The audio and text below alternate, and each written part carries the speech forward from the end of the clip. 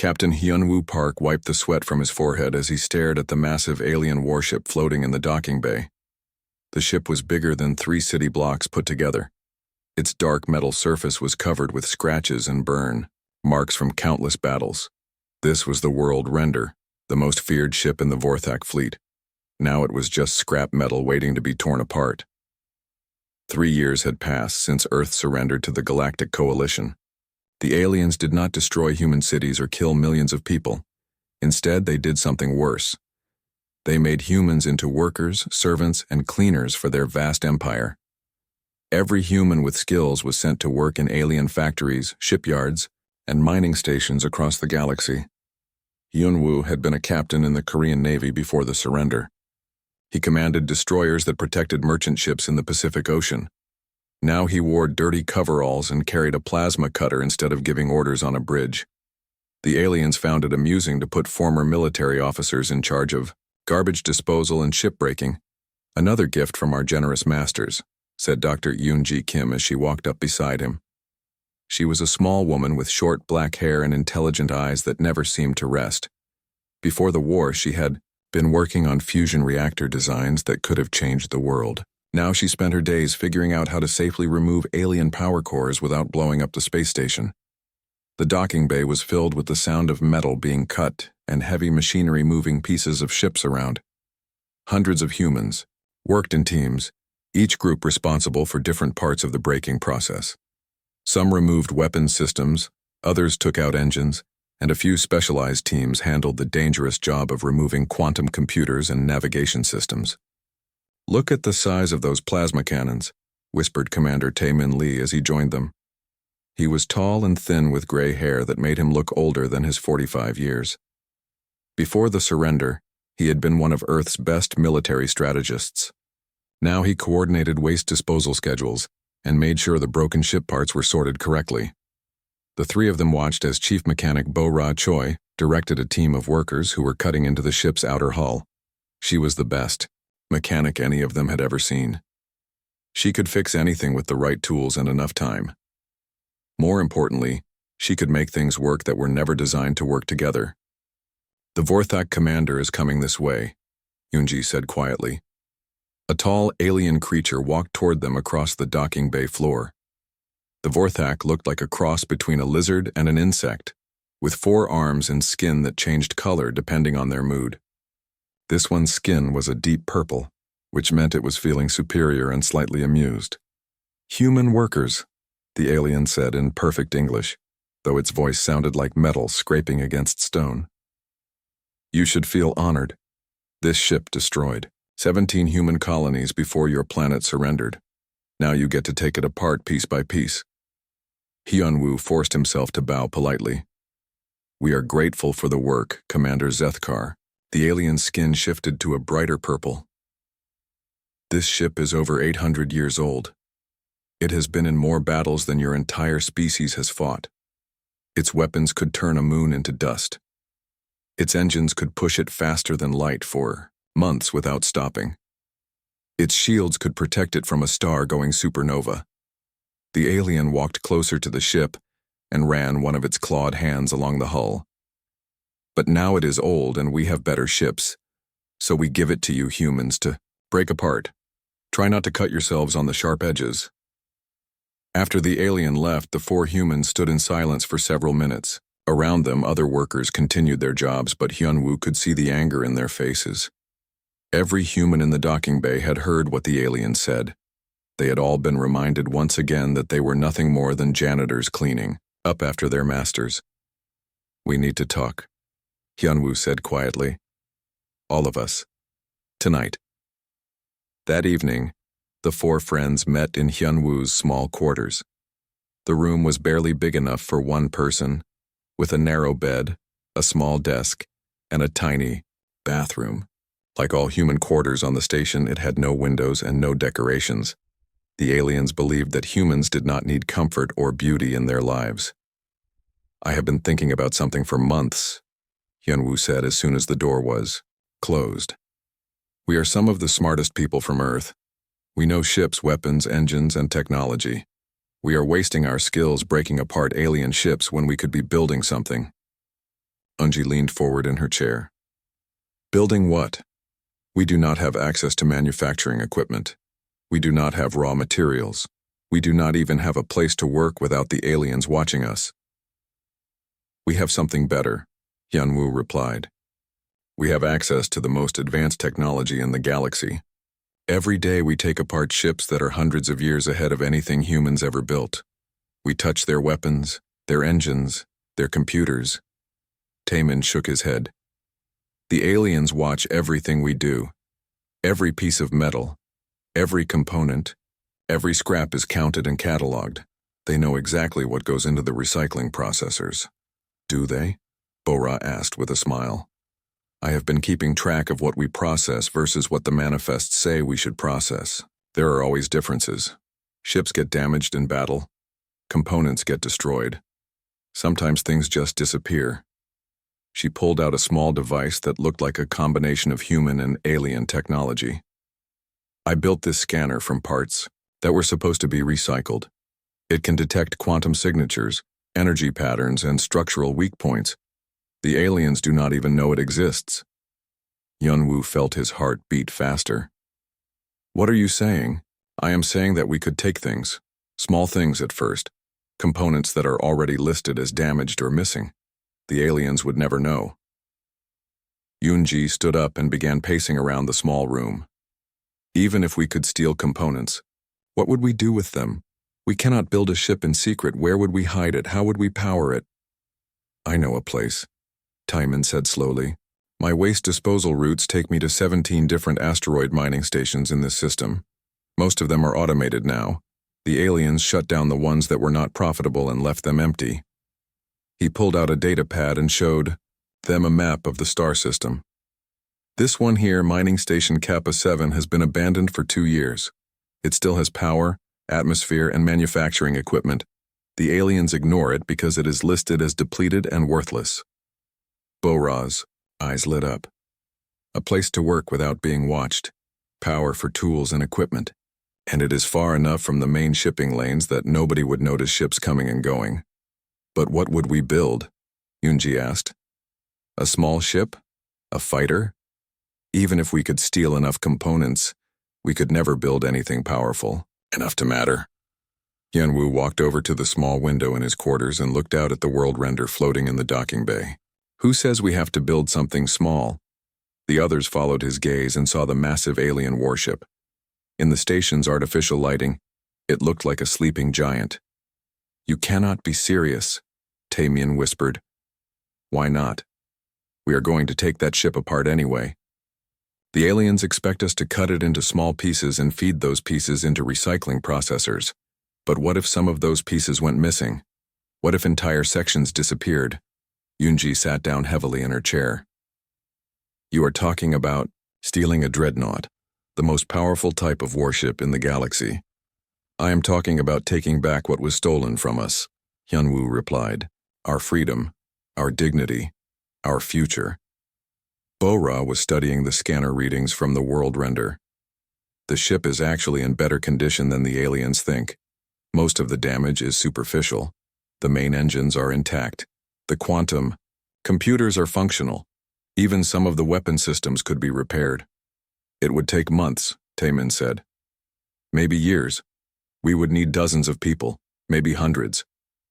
Then we find them, Hyunwoo said firmly. There are over 3,000 humans working in this system alone.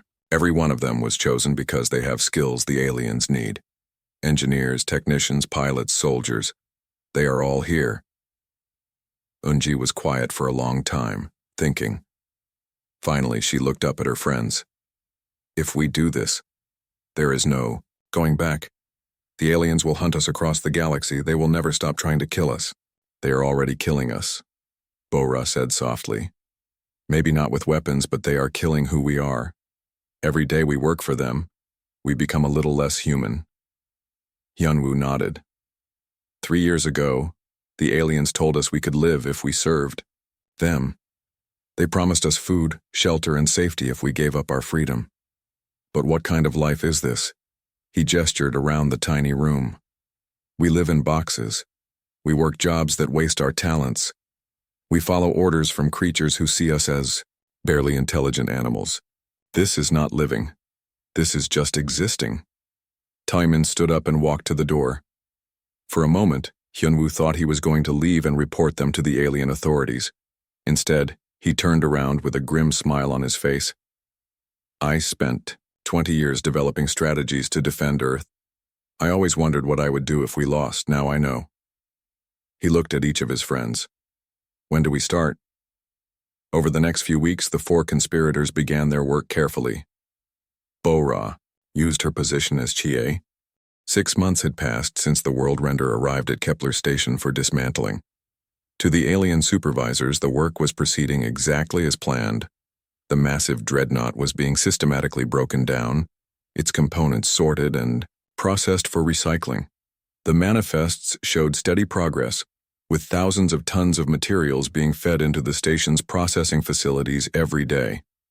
What the aliens did not know was that nearly 40% of those materials were never reaching the recyclers. Master welder Jin Ho Yang carefully guided the plasma cutter through another section of hull plating. He was a short, stocky man with arms like tree trunks and hands that never seemed to shake, no matter how delicate the work. Before the surrender, he had built submarines for the Korean Navy. Now he was building something far more ambitious. Section 47 is ready for transport, he called out to his team. To anyone watching, it looked like another piece of scrap being prepared for processing. In reality, it was a carefully preserved section of the World Render's secondary bridge, complete with quantum computers and tactical displays. The key to their operation was Chief Mechanic Bo-Ra Choi's discovery that the aliens were remarkably bad at keeping track of damaged components. When ships returned from battle, the damage reports were often incomplete or inaccurate. Components that were listed as destroyed might actually be repairable. Sections that were supposed to be cut up for scrap might still be functional. Bo-Ra had become an expert at creating false damage reports. A plasma conduit that was perfectly functional would be listed as burnt out. A weapons targeting system would be marked as having suffered quantum cascade failure. A section of armor plating would be documented as having microfractures that made it useless. The aliens never questioned these reports because they fit their expectations. Humans were clumsy and inefficient. Of course, they would damage components while removing them. Of course, their tools would cause more destruction than necessary. Navigation specialist Hye-Jin Song monitored the transport schedules from her position in the station's traffic control center. She was a former commercial pilot who had flown cargo ships between Earth and Mars before the surrender. Her job now was to coordinate the movement of materials around the station and to nearby processing facilities. What she actually did was arrange for specific transport ships to take slight detours on their way to the recycling centers. A detour that happened to pass through the asteroid field where mining station Kappa 7 was hidden. Transport 7 Alpha is ready for departure, she announced over the communication system. Cargo manifest shows 200 tons of mixed hull plating and structural components. The transport ship undocked from Kepler Station and began its journey to the recycling facility. But 15 minutes into the flight, it would experience a minor navigation error that would take it past an abandoned mining station. The error would be corrected quickly, and the ship would continue to its destination. The cargo manifests would show that all materials were delivered as scheduled, except that 50 tons of the most valuable components would have been quietly transferred to the mining station during the brief stop. At the mining station, weapons technician Dong-Soo Kim was working on the most dangerous part of their operation. He was the explosives expert who had spent 10 years disarming bombs and improvised devices in conflict zones around Earth. Now he was learning how to safely remove and modify alien weapons systems. The World Render's armament was beyond anything humans had ever imagined. Its main plasma cannons could punch through the armor of any ship in space. Its quantum torpedoes could phase through shields and detonate inside enemy hulls. Its defensive systems could track and destroy thousands of incoming missiles simultaneously. But Dong-Soo was not just removing these weapons, he was improving them. The targeting computers are designed for Vorthak reaction speeds, he explained to Dr. Yoon-Ji Kim as they worked on a plasma cannon assembly. Vorthaks think in very logical, predictable patterns. Their targeting systems, Assume that enemies will behave rationally and follow standard tactical doctrines. Yoonji nodded as she studied the quantum circuits that controlled the weapon's power flow. Humans do not fight that way. We are unpredictable. We take risks that no logical species would consider. Exactly. So I am modifying these systems to take advantage of human intuition and creativity. Instead of just calculating the most likely target position, they will generate multiple firing solutions based on what a human gunner thinks the enemy might do. The work was slow and dangerous. Alien technology was far more advanced than anything humans had built, but it was also more complex and delicate. One mistake while modifying a quantum torpedo could destroy half the mining station. One error in reprogramming a plasma cannon could create a feedback loop that would tear apart the ship's power grid. But they were making progress. Each week, more components arrived from Kepler Station. Each month, more humans joined their secret project. Engineers, technicians, pilots, and soldiers who had been scattered across the galaxy were slowly being recruited and brought to the mining station. The recruitment process was careful and methodical. Commander Taemin Lee had developed a system for identifying potential recruits based on their work records, their attitudes toward their alien supervisors, and their responses to subtle questions about human pride and independence. We cannot afford to recruit someone who might betray us, he explained to Captain Hyunwoo Park during one of their planning meetings. But we also cannot be so careful that we never recruit anyone at all. The solution was a gradual process of testing and evaluation. A potential recruit would first be given small tasks that seemed unrelated to their main operation. Moving supplies that happened to include useful components. Working overtime shifts that happened to coincide with transport schedules. Participating in maintenance work that happened to involve alien technology. Only after months of observation and testing would someone be told the full truth about what they were building. Dr. Kyung-Min Han had been one of their most valuable recruits. He was a quantum physicist who had been working on theoretical problems related to faster-than-light travel when Earth surrendered. The aliens had assigned him to work on waste recycling systems, apparently believing that his expertise in quantum mechanics made him qualified to optimize garbage processing. When Yoonji finally revealed their project to him, his reaction had been immediate and enthusiastic. "You are not just stealing a ship," he said after studying their plans. "You are creating something completely new, a fusion of human creativity and alien technology that neither species could build alone." His contribution to the project had been revolutionary. While other team members focused on weapons, engines, and navigation systems, Kyung-Min worked on the ship's defensive capabilities. Alien shields were powerful, but static. They created an energy barrier around a ship that could absorb or deflect incoming attacks, but they were designed to protect against known types of weapons used by known enemies in predictable ways. Kyung-Min's innovation was to create adaptive shields that could learn and evolve during combat.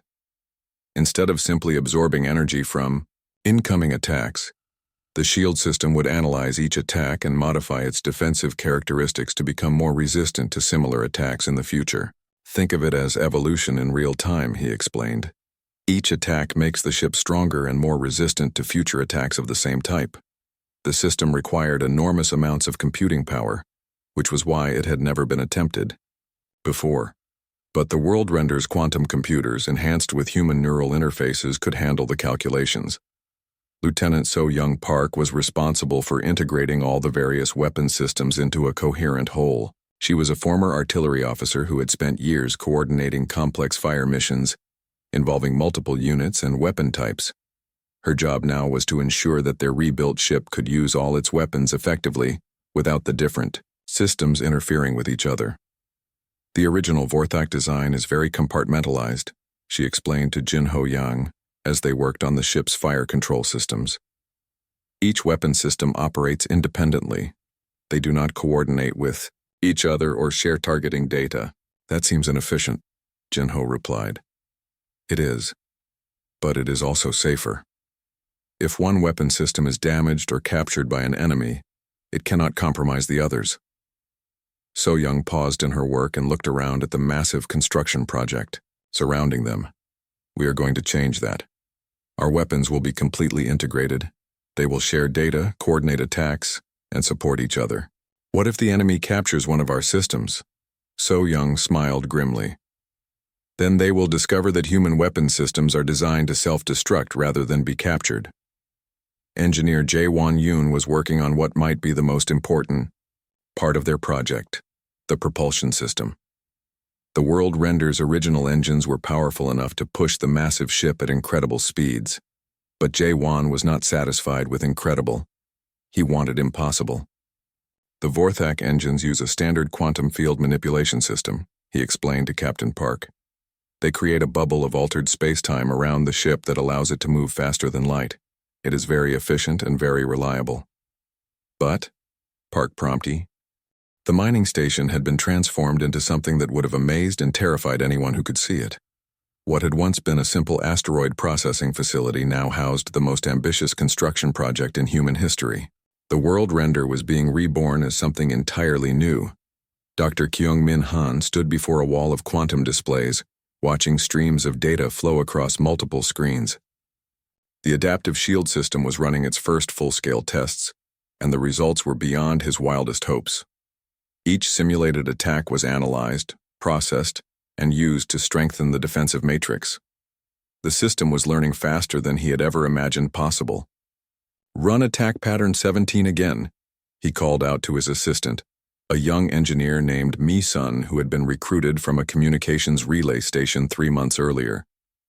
"Pattern 17 initiated," she replied, activating another wave of simulated plasma bursts aimed at the shield grid.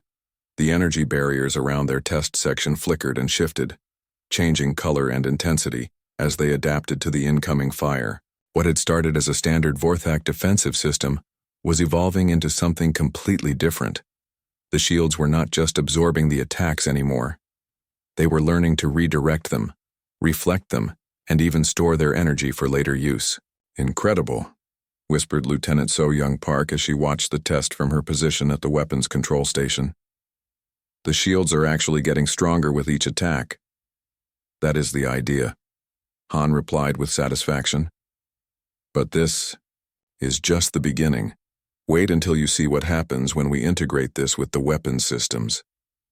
Across the construction bay, engineer Jae-won Yoon was putting the finishing touches on the most radical modification they had attempted.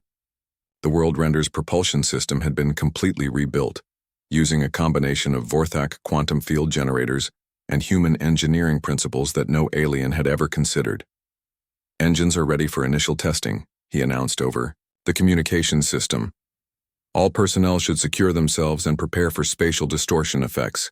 Captain Hyun-woo Park felt a mix of excitement and terror as he strapped himself into the command chair they had installed in the ship's reconstructed bridge. After 18 months of work, they were finally ready to test their creation under power.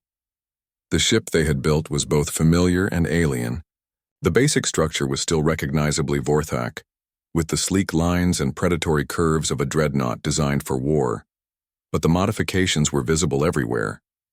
Human engineering had added redundant systems, backup controls, and adaptive components that could reconfigure themselves based on combat conditions. "All stations report ready," announced Communications Officer Ye-jin Park from her position at the sensor array. She was the younger sister of Captain Park, a former satellite communications specialist who had been recruited 6 months earlier when they needed someone who understood both human and alien communication protocols.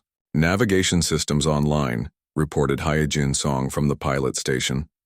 "Quantum computers are integrated and responding to neural interface commands." "Weapon systems charged and ready," added So-Young Park. "All targeting computers are synchronized and sharing data through the integrated fire control network. Shields are active and adaptive protocols are running," Han confirmed. "Defensive matrix is ready to learn from any incoming attacks." Captain Park took a deep breath and looked around at the bridge crew. These were not the same people who had started this project. Months of dangerous work had changed them all. They were no longer just humans pretending to be obedient workers. They were the crew of a warship that represented humanity's refusal to accept defeat. "Engineering, begin engine startup sequence," he ordered. The ship trembled as the modified quantum drives came online. Energy flowed through conduits that had been rebuilt to handle power levels far beyond the original specifications. The fusion reactors that Dr. Yoonji Kim had enhanced began feeding enormous amounts of energy into systems that no single species had ever designed. Engines are stable, Jaewon reported. Quantum field generators are operating within acceptable parameters. We are ready for movement. Take us out slowly, Park ordered. Let's see what we have built. The Phoenix Rising, as they had named their creation, began to move away from the mining station with a grace that belied its enormous size. The ship was over 2 kilometers long and massed more than a small moon, but it moved through space like a living creature. Something is different about the engine signature, Heejin noted as she monitored the navigation displays. The quantum distortion pattern is not like anything in the alien databases. That is intentional, Jaewon explained over the intercom. Our engines do not just create a faster-than-light bubble around the ship. They create a quantum stealth field that makes us nearly invisible to standard detection systems. As if to prove his point, the long-range sensors showed no sign of their own ship. To any alien sensor operator, the Phoenix Rising would appear to be nothing more than a minor gravitational anomaly. Impressive, Park murmured. But can we fight? They were about to find out. A hegemony patrol ship had been detected entering the outer edge of the asteroid field.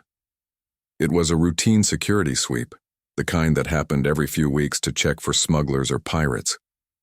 The patrol ship was small, lightly armed, and completely unprepared for what it was about to encounter. Contact bearing 270 Mark 15, Yejin reported. Single light cruiser, standard hegemony configuration. They have not detected us. Weapons range in 30 seconds, So Young added. All systems ready to engage. Park hesitated for a moment. Once they fired on that ship, there would be no going back. They would be committed to open rebellion against the most powerful empire in the galaxy. Every human in hegemony space would become a target for alien retaliation, but they had come too far to stop now. Target their engines and weapons, he ordered. Disable them if possible. We want to send a message, not start a massacre. Understood. Firing. The Phoenix Rising's weapons fired for the first time, and the results were spectacular. Plasma beams that had been enhanced with human targeting systems struck the patrol ship with pinpoint accuracy. The alien vessel's engines exploded in brilliant flashes of light, leaving it drifting helplessly in space. But what happened next was even more impressive. The Phoenix Rising's adaptive shields analyzed the patrol ship's return fire and immediately began adjusting to counter similar attacks. The few shots that the aliens managed to get off before their weapons were destroyed barely caused the human ship's defensive barriers to flicker. Target neutralized, So Young reported. Their engines and weapons are destroyed, but life support is intact. Open a communication channel, Park ordered.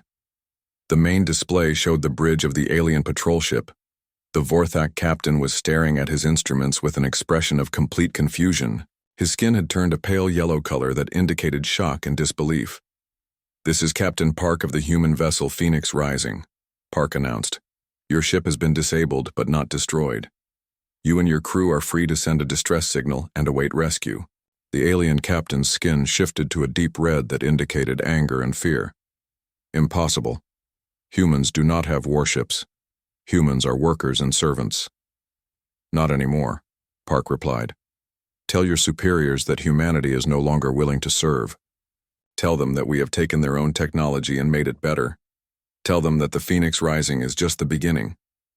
He nodded to Ye Jin, who cut the communication channel. Around the bridge, the crew was silent as they absorbed what they had just accomplished. They had just announced humanity's rebellion to the galaxy. What now? Asked Hyejin. Now we disappear, Park replied, and we prepare for war. The Phoenix Rising vanished into the quantum stealth field generated by its modified engines. To the aliens on the disabled patrol ship, it simply ceased to exist. Their sensors showed nothing but empty space where the massive human warship had been just moments before. But across hegemony space, the news began to spread. The disabled patrol ship's distress signal carried more than just a request for rescue. It carried a warning that would shake the foundations of galactic civilization. Humans had built a warship, not just any warship, but one that could appear without warning, strike with devastating precision and disappear before retaliation was possible. The species that the hegemony had dismissed as primitive laborers had somehow acquired military technology that surpassed anything in the alien fleets.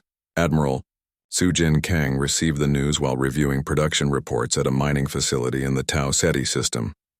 She had been the commanding officer of Earth's orbital defense platforms before the surrender. Now she coordinated supply schedules for alien mining operations. But when the coded message from Captain Park arrived through the secret communication network they had established, everything changed. "The Phoenix is flying," the message read. "The egg has hatched. Come home." Kang closed her eyes and felt something she had not experienced in 3 years. Hope. Within hours, similar messages were being transmitted to human workers across dozens of star systems. The rebellion that had started with 4 people in a tiny room was about to become a galactic revolution. Tactical Officer Mingyu Choi received his. Admiral Sujin Kang stood on the bridge of the Phoenix Rising, watching the tactical displays show the movement of hegemony forces throughout the sector. 2 months had passed since their first encounter with the alien patrol ship, and the galaxy had become a very different place. News of the human warship had spread like wildfire through hegemony space. Some alien commanders dismissed the reports as exaggerated tales from frightened patrol crews. Others took the threat seriously and began implementing new security measures. But all of them underestimated what humanity had become. "Status report," Kang ordered as she reviewed the latest intelligence gathered by their network of human agents across the galaxy. Tactical Officer Mingyu Choi stepped forward with a datapad in his hands. He was a thin man with sharp eyes who had spent years studying alien military doctrine while pretending to be a logistics coordinator at various hegemony bases. "We have confirmed the locations of 17 major hegemony installations within striking range," he reported. 3 command centers, 6 supply depots, 4 research facilities, and 4 military academies where they train their officer corps. "What about Proxima Station?" asked Captain Hyun-woo Park. "The regional command center is heavily defended," Choi replied. 47 ships in the immediate area, including 3 dreadnoughts and a carrier group. They have been expecting us to attack. There eventually, Communications Officer Yejin Park looked up from her station, where she had been monitoring alien communication channels. "They are calling us the Ghost Ship of Terra in their official reports. Some of their crews are requesting transfers than risk encountering us." Kang smiled grimly. Fear was a weapon that humans understood better than most species. The aliens had ruled through intimidation for so long that they had forgotten what it felt like to be afraid. "What about human recruitment?" she asked. "Better than we hoped," Yejin replied. "We now have active resistance cells on 43 worlds. Over 8,000 humans have joined our network, including 1,500 with military or technical backgrounds." The numbers were impressive, but Kang knew they were still vastly outnumbered. The hegemony controlled thousands of worlds and commanded fleets of millions of ships. Even with their technological advantages, the Phoenix Rising was still just one ship against an empire.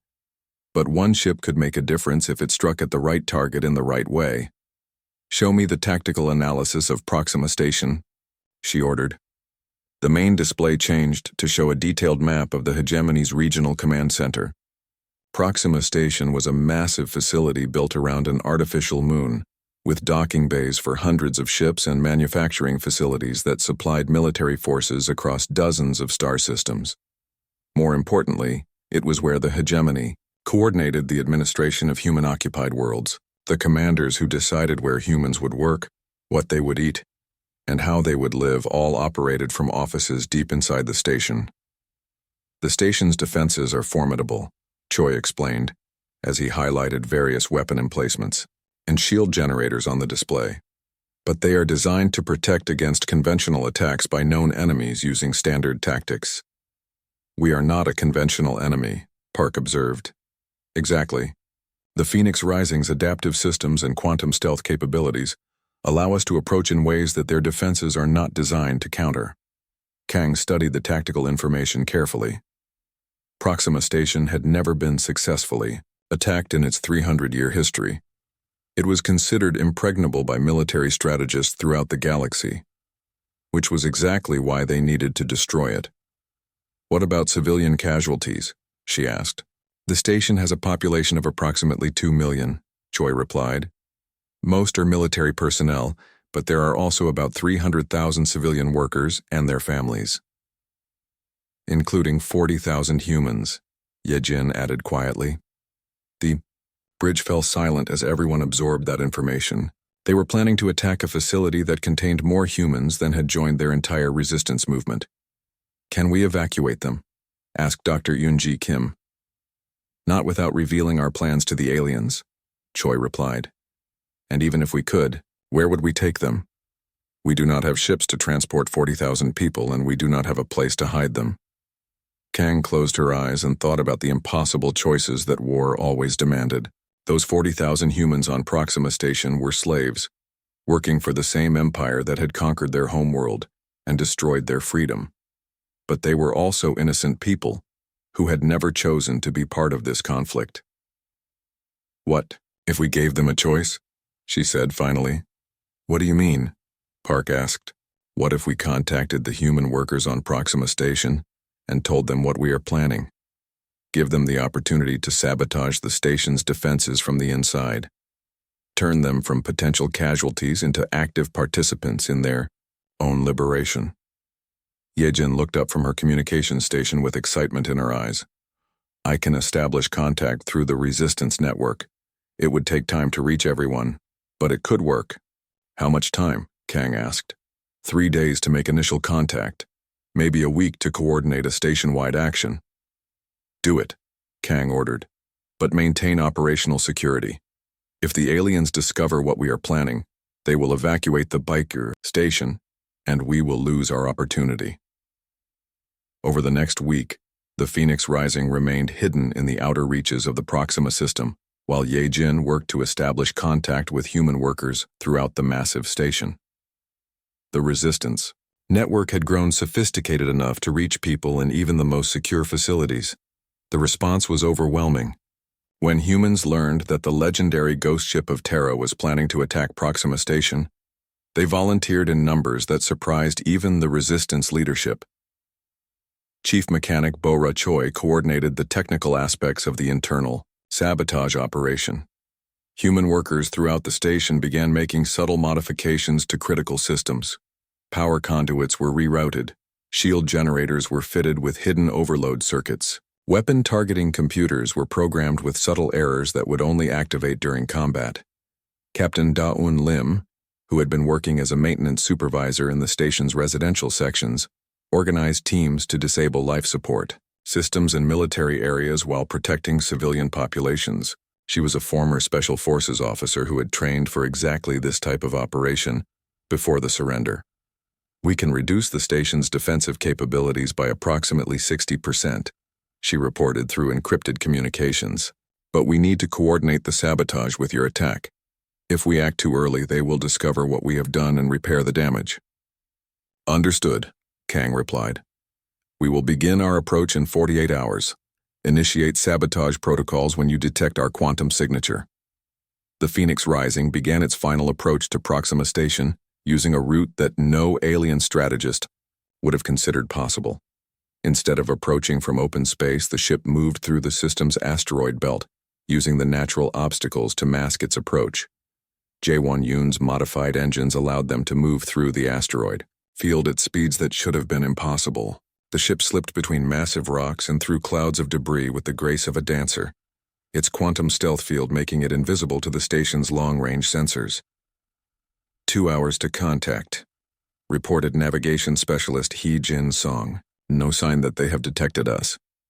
"Weapon systems ready," added Lieutenant So-young Park. "All targeting computers are synchronized and loaded with the latest station schematics. Adaptive shields are active," confirmed Dr. Kyung-min Han. "Defensive matrix is ready to learn from their weapon signatures." Kang took her position in the command chair and looked around at the bridge crew. These people had become more than just soldiers serving under her command.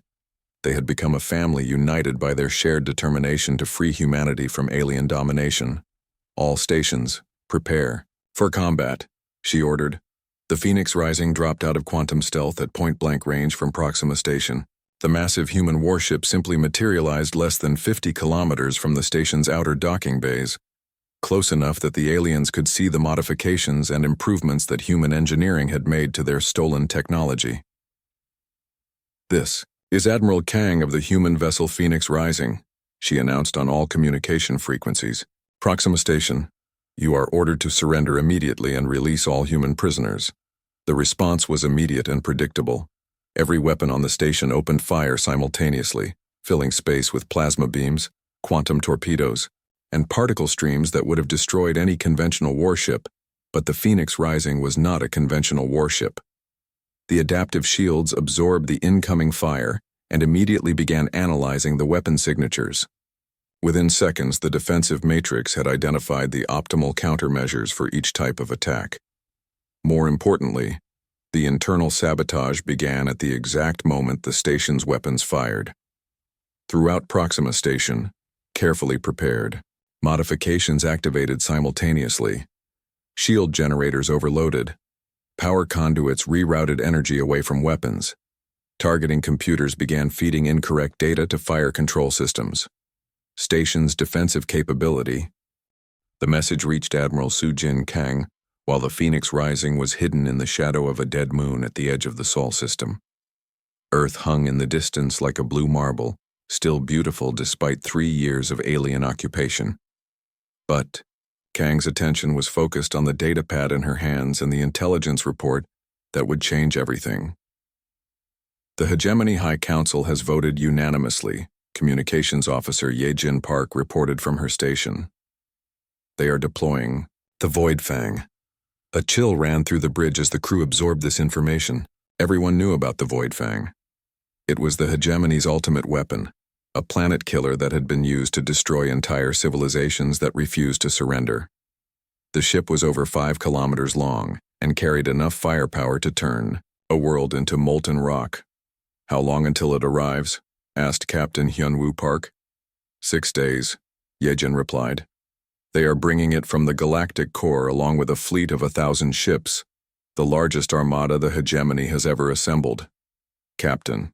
Diane Lim looked up from the tactical displays where she had been studying troop deployment reports. "They are not just planning to destroy us. They want to make an example that will discourage any other species from rebelling." Kang nodded grimly. The Phoenix Rising's victories over the past 6 months had shaken the foundation of Hegemony power. 12 major installations had been captured or destroyed. Over 200,000 humans had been liberated from slavery. Resistance movements were spreading to non-human species throughout the galaxy. The aliens had decided that humanity needed to be completely eliminated before their rebellion could spread any further. "What is our status?" Kang asked. Chief Engineer Won-Ho Kim consulted his displays before responding. "All systems are operating at peak efficiency. The quantum cores have adapted to human neural patterns better than we ever hoped. The ship is actually more powerful now than when we first completed construction." "How much more powerful?" asked Dr. Yoonji Kim with scientific curiosity. "Approximately 300% increase in overall capability," Won-Ho replied. "The symbiosis between human consciousness and alien technology continues to evolve. The ship is learning and growing stronger with each engagement." Gunnery. Sergeant Xunghwan Jung stepped forward with a report on their Marine contingent. "We have 800 combat-ready personnel aboard, including 200 who have experience with alien technology and boarding operations. All are volunteers who chose to join us rather than remain in slavery." The Phoenix Rising had become more than just a warship. It had become a mobile base for the human resistance, carrying refugees, engineers, soldiers, and scientists who had escaped from Hegemony facilities across the galaxy. "Any word from the other resistance cells?" Kang asked. "Mixed news," Yejin replied. 17 cells have gone dark in the past week. The aliens are cracking down hard on any humans they suspect of involvement with us. But the remaining cells are ready to coordinate simultaneous uprisings when we give the signal." Admiral Kang walked to the main viewport and looked out at Earth. Her homeworld looked peaceful from this distance, but she knew that billions of humans were living under alien occupation. Children were growing up as slaves, never knowing what freedom felt like. Entire generations were being raised to accept servitude as natural. They think they can intimidate us with superior numbers, she said quietly. They think that bringing 1,000 ships and a planet killer will make us surrender. Will it? Asked Captain Park. Kang turned back to face her crew. That depends on whether we are still thinking like slaves or if we have truly become free humans again. She activated the ship's internal communication system so that her words would reach every person aboard the Phoenix Rising. This is Admiral Kang speaking to all hands. In 6 days, the hegemony will arrive at Earth with the largest fleet in their history. They intend to destroy not just our ship, but our entire species. They want to erase humanity from the galaxy as a warning to others who might dare to rebel. She paused, letting her words sink in throughout the ship. 3 years ago, we accepted defeat because we thought we had no choice. We believed that survival was more important than freedom. We were wrong. These past months have shown us what humans can accomplish when we refuse to accept limitations imposed by others. Another pause as she gathered her thoughts. We are outnumbered 1,000 to 1. We are facing weapons that can destroy planets. By every logical calculation, we should surrender now and beg for mercy. The bridge was completely silent as everyone waited for her to continue. But we are not going to surrender. We are going to fight. And we are going to win. Because we have something that the aliens have never understood. We have the refusal to accept defeat, even when defeat seems certain. Over the next 6 days, the Phoenix Rising prepared for the battle that would determine humanity's fate. Every system was checked and rechecked. Every weapon was calibrated for maximum effectiveness. Every crew member trained for the fight of their lives. Dr. Kyungmin Han worked around the clock to enhance the adaptive shield system. The Void Fang's main weapon is a quantum disruptor that can tear apart the molecular bonds of anything it hits, he explained to the senior staff. Our shields will need to adapt faster than they ever have before. Lieutenant So Young Park coordinated the integration of new weapon systems that had been salvaged from captured alien ships. We now have 17 different types of weapons, each with different capabilities and targeting systems. The fire control computers can coordinate all of them simultaneously. Engineer Jae-won Yoon made final adjustments to the propulsion system that would allow them to fight effectively against overwhelming numbers. The quantum stealth field can be reconfigured for combat use. We will be able to appear and disappear at will, making it impossible for them to coordinate their attacks. But the most important preparation was psychological. Captain Park addressed the crew about what they would be facing. The aliens see this as a simple problem of superior force overwhelming inferior resistance, and he said, they expect us to fight like they would fight, using conventional tactics and predictable strategies. How will we fight?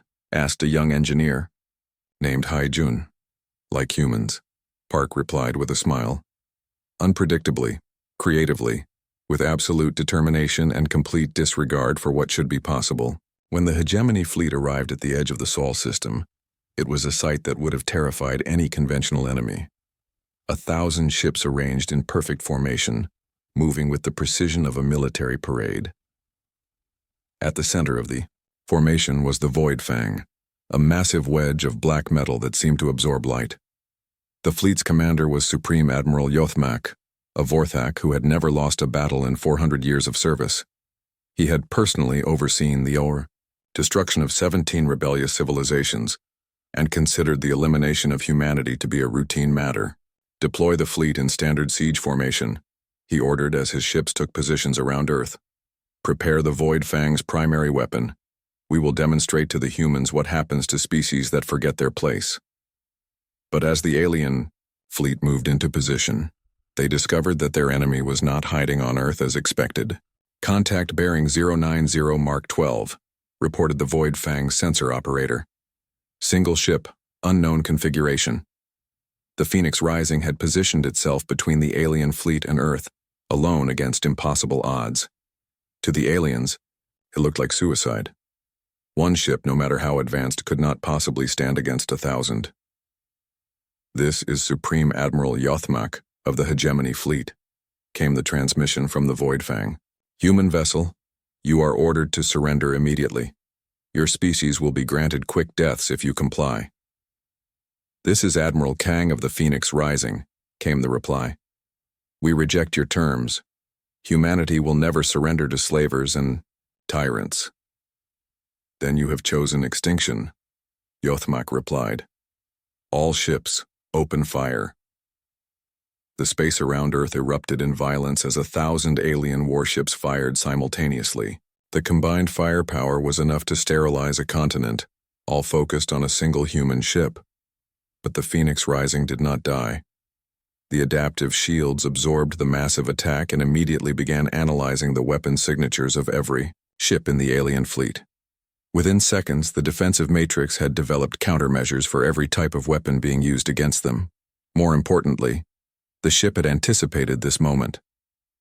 As the alien fleet fired, the Phoenix Rising activated its combat stealth system and simply vanished from their sensors. Target lost, reported the Void Fang's tactical officer in confusion. Ship has disappeared from all sensors. Impossible, Yothmak snarled. No ship can hide from our detection grid. His answer came in the form of devastation striking from an impossible direction. The Phoenix Rising reappeared behind the alien formation and began systematically destroying ships with weapons that seemed to violate the laws of physics. Plasma cannons fired beams that curved through space to strike targets that should have been protected by intervening ships. Quantum torpedoes phased through friendly vessels to detonate inside enemy hulls. Railgun projectiles accelerated to near light speed and punched through multiple ships in a single shot. How are they doing that? Demanded Yothmak as he watched his perfectly organized,